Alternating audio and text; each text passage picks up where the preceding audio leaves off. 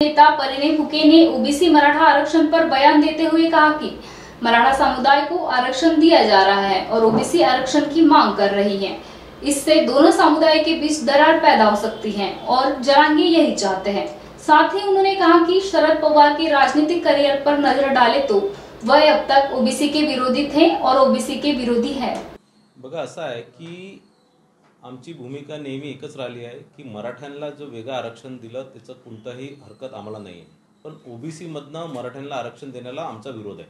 आणि अनेक मागील ज्यावेळेसपासून जरांगेजी या आंदोलन त्यांनी सुरू केलेलं आहे त्यावेळेसपासून आम्ही ओबीसी संघटना म्हणून आणि ओबीसीचे सगळे प्रतिनिधित्व म्हणून आम्ही नेहमी त्याला विरोध केलेला आहे। आणि मी आधीपासून सांगत होतो आपल्याला की जरांगेच्या मागे काहीतरी दुसरा हेतू आहे, त्यांना आरक्षण नको आहे, त्यांना त्याचं राजकारण करायचं आहे।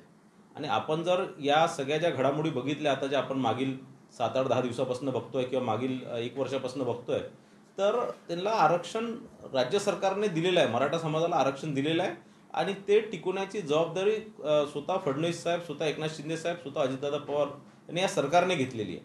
आणि आता याच्यानंतर मराठ्यांना जर आरक्षण मिळालं आणि जर ते परत जर त्यांना जर ओबीसी मध्ये जर त्यांनी ते जर वाटा मागतात आहे तर निश्चितच या दोन समाजामध्ये मोठ्या प्रमाणात तेढ निर्माण होणार, राज्यामध्ये एक कायदा आणि सुव्यवस्थेची शक्यता निर्माण होणार आणि निश्चितच हेच जरांगेला पाहिजे आहे। आणि म्हणून ते या प्रकारचं करतात आणि जरांगेच्या मागे एक मोठं षडयंत्र सुरू आहे।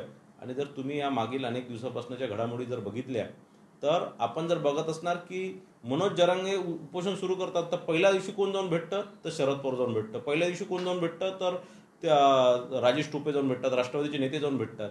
आणि हेच ओबीसी समाजाचा एक कार्यकर्ता जर उपोषण करतात, आपल्या रास मागण्यांना उपोषण करतात, आपल्या हक्क वाचवण्याकरता जर उपोषण करतात आहे तर त्यांना भेटायला यापैकी कोणीही जात नाही। आणि याचा अर्थ हा झालेला आहे की हे शरद पवार साहेब आणि एनसीपी त्यांची एनसीपी एक मेसेज देत आहे महाराष्ट्राला की ते या मराठा आंदोलनाच्या मागे कोण आहे तर शरद पवार साहेब हे निश्चितच आम्हालाही कळलेलं आहे। बघा असं आहे की शरद पवार साहेबांचं अनेक वर्षापासूनचं राजकारणच हे आहे की ते मराठा बेस राजकारण त्यांनी केलेलं आहे आणि ओबीसी विरोधी राजकारण त्यांनी केलेलं आहे।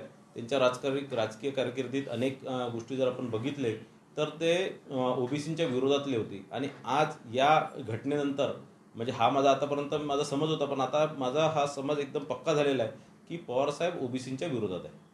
तर हे तर स्पष्ट आपल्याला समजून येतं ना की पवार साहेब आणि त्यांचा पक्ष एनसीपीचं काय भूमिका राहिलेली आहे ओबीसींप्रती।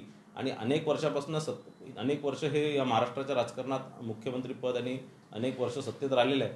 ओबीसींसाठी यांनी काहीच केलं नाही, उलट ओबीसींच्या विरोधात या प्रकारचे नेहमी षडयंत्र रचण्याचं काम एनसीपीने केलेलं आहे। बघा असं आहे की मनोज जरांगेंनी ज्यावेळेस या आंदोलनाची सुरुवात केली आणि त्यांनी सगळे सोयरेला आणि या प्रकारच्या नात्यात सगळ्यांनाच अंतर्भूत करत त्या संदर्भातलं जीआर सुद्धा निघाला आणि अनेक लोकांना त्या संदर्भातले सर्टिफिकेट सुद्धा मिळाले। जे कुणबी ज्या लोकांच्या जात प्रमाणपत्रामध्ये कुणबी लिहिलेलं आहे त्या लोकांना त्या प्रकारचे सर्टिफिकेट मिळाले आणि त्या लोकांना आरक्षण सुद्धा मिळणार। पण ज्या लोकांच्या जात सर्टिफिकेटवर मराठा आहे त्या लोकांना सरसकट कुणबी प्रमाणपत्र द्यावे आणि सरसकट ओबीसी मध्ये आरक्षण द्यावे, हे या महाराष्ट्रातले 60-65% ओबीसी जनतेवर मोठा अन्याय होणार आहे।